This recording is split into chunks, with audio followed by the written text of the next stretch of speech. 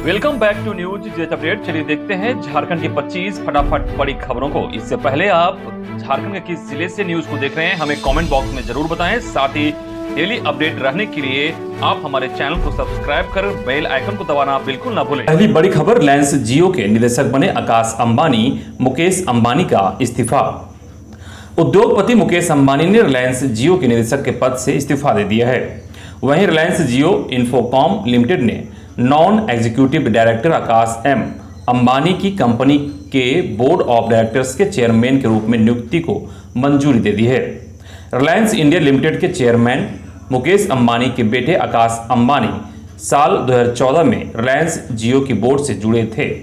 अगली बड़ी खबर, यूएई पहुंचे पीएम मोदी, राष्ट्रपति ने खुद किया स्वागत।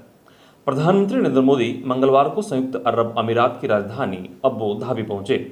उनका स्वागत करने के लिए राष्ट्रपति शेख मोहम्मद बिन जायद अल नाहयान एयरपोर्ट स्वयं पहुंचे। मोदी ने अरबी भाषा में ट्वीट कर राष्ट्रपति को अपना भाई बताया। अगली बड़ी खबर, राज्य में बिजली संकट बढ़ा, 7 जिलों में गंभीर। राज्य में एक बार फिर गंभीर बिजली संकट की स्थिति हो गई है। डीवीसी कमांड एरिया वाले 7 जिलों में संकट ज्यादा है। इन 7 जिलों में बोकारो, रामगढ़, हजारीबाग, कोडरमा, गिरिडीह, धनबाद और चतरा में मांग की तुलना में करीब आधी बिजली ही उपलब्ध हो पा रही है। इस कारण इन जिलों के शहरी क्षेत्रों में 6 से 7 और ग्रामीण क्षेत्रों में 8 घंटे तक बिजली कटौती हो रही है। वहीं डीवीसी की 3 बिजली इकाइयों में तकनीकी खराबी होने से इसके कमांड एरिया में बिजली की किल्लत हो रही है। डीवीसी कमांडर एरिया से बाहर के जिलों में बारिश से स्थानीय खराबियों के कारण राज्य के दूसरे हिस्सों में भी कटौती हो रही है। इन इलाकों में डीवीसी कमांड एरिया वाले इलाकों से थोड़ी बेहतर स्थिति है। अगली बड़ी खबर, दिल्ली से रांची लौटे सीएम हेमंत सोरेन, कहा राष्ट्रपति चुनाव में किसे समर्थन देना है, शिबू सोरेन करेंगे घोषणा। सूबे के मुख्यमंत्री हेमंत सोरेन 27 जून को दिल्ली पहुंचकर केंद्रीय गृह मंत्री अमित शाह से मुलाकात की, जहां सीएम ने केंद्रीय गृह मंत्री से सरना धर्म कोड सहित कई मुद्दे और राज्य की राजनीतिक परिस्थितियों पर चर्चा की। इसके अलावा कांग्रेस के अध्यक्ष सोनिया गांधी से भी फोन पर बात की।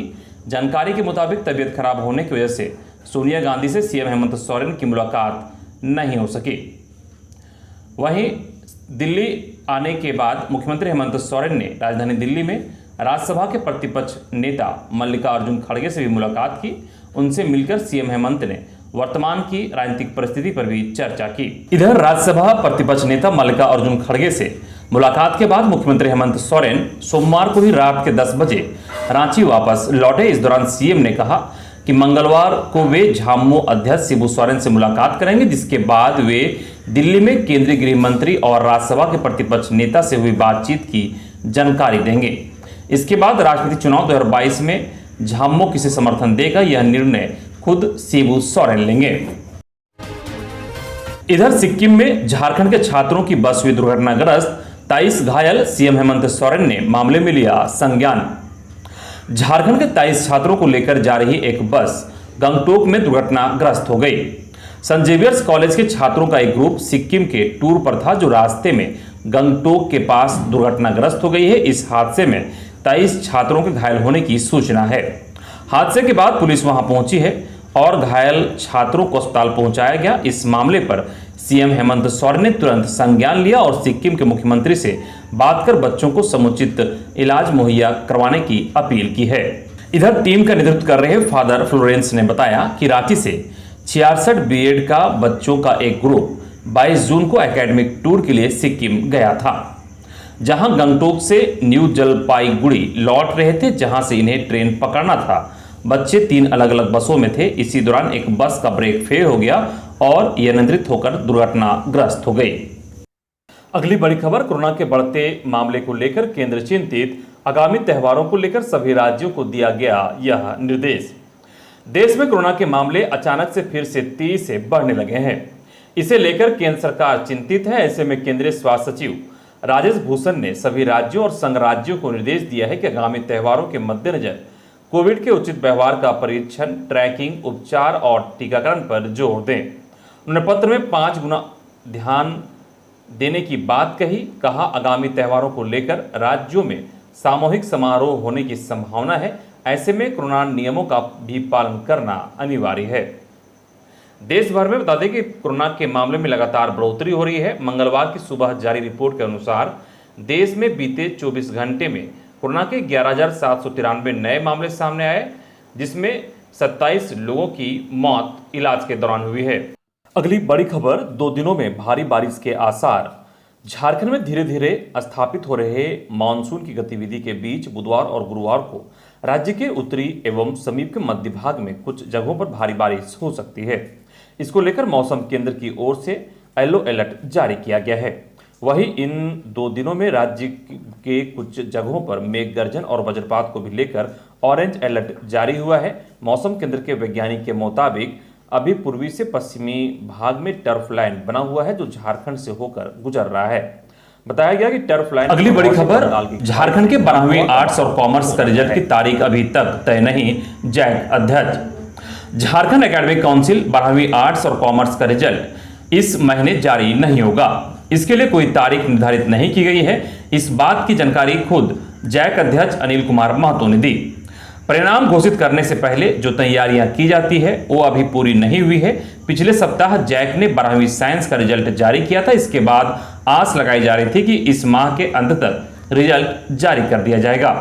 अगली बड़ी खबर, आचार संहिता उल्लंघन का मामला। मुख्यमंत्री हेमंत सोरेन को नहीं मिली राहत, कोर्ट में सशरीर पेश होना पड़ेगा।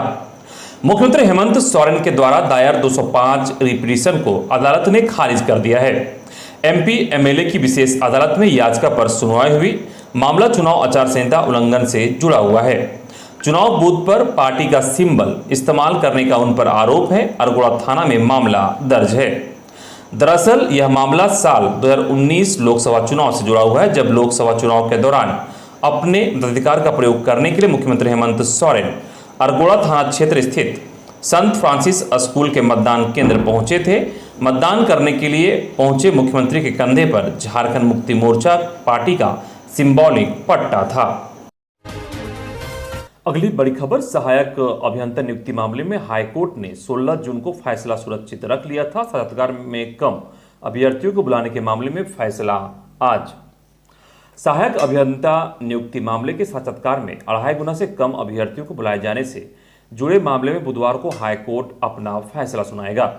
16 जून को सभी पक्षों की बहस पूरी होने के बाद अदालत ने फैसला सुरक्षित रख लिया था। यह मामला जस्टिस राजेश कुमार की अदालत में सूचीबद्ध है। सहायक अभियंता नियुक्ति से जुड़े मामले को लेकर रविशंकर सिंह और हंसराज उरांव की ओर से हाईकोर्ट में याचिका दाखिल की गई है।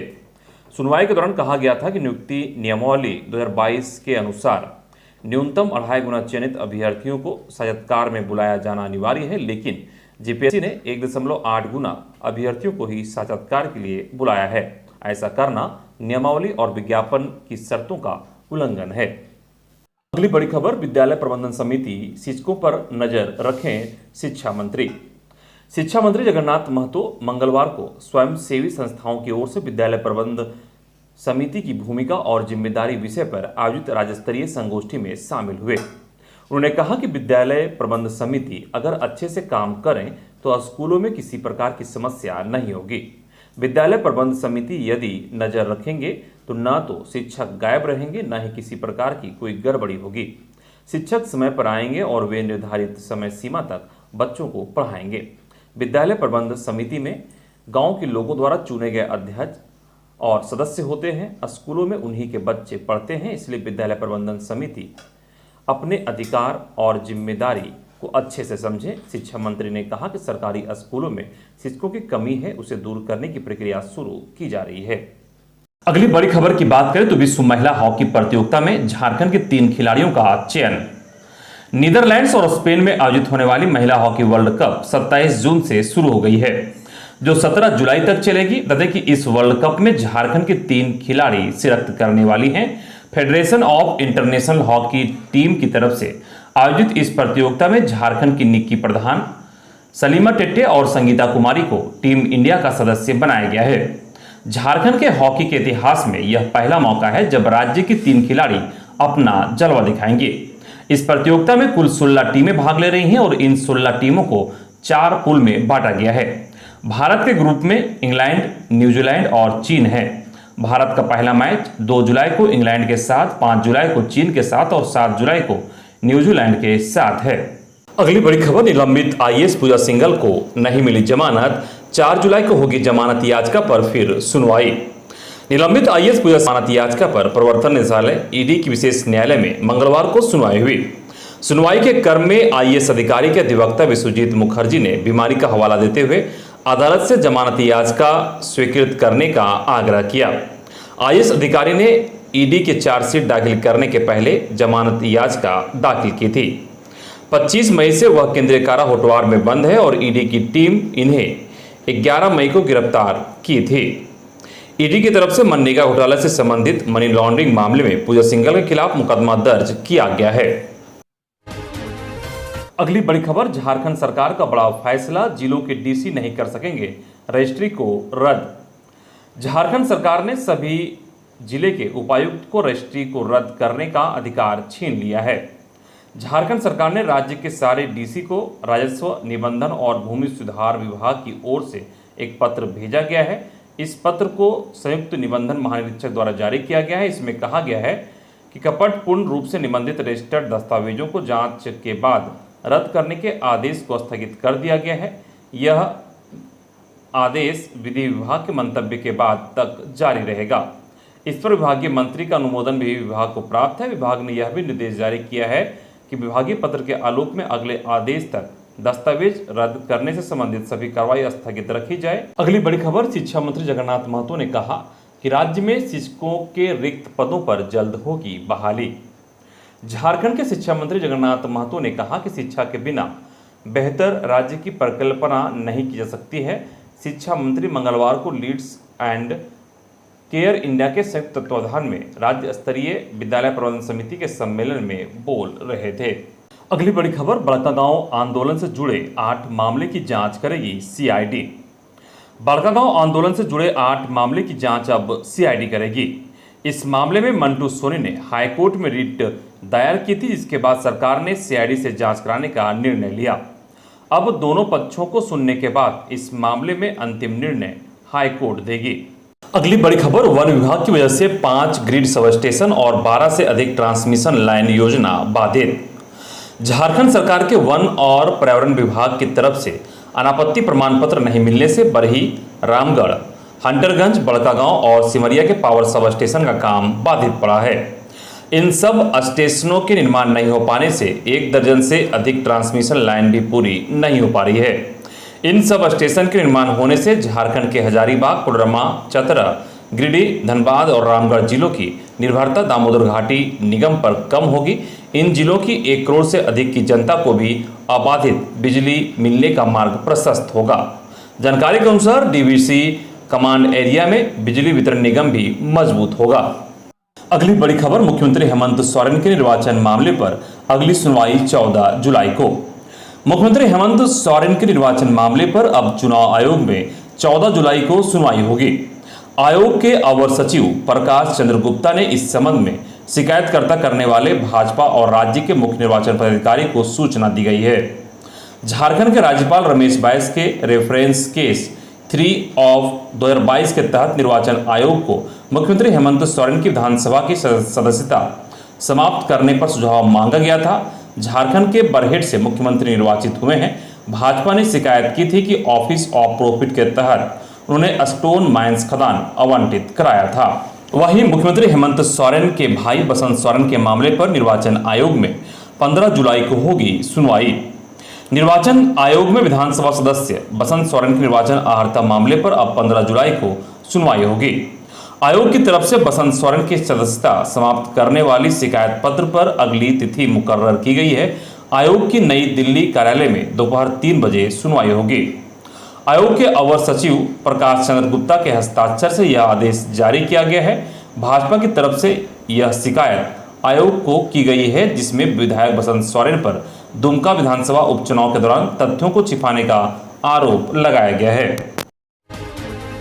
अगली खबर, गोड्डा में ओपीडी में अलग से बैठने की होगी व्यवस्था। सीएस अपने रूटीन विजिट के दौरान मंगलवार को गोड्डा सिविल सर्जन डॉक्टर अनंत कुमार झा की ओर से सदर अस्पताल की विधि व्यवस्था को चुस्त दुरुस्त बनाने के लिए प्रबंधन से बातचीत की गई।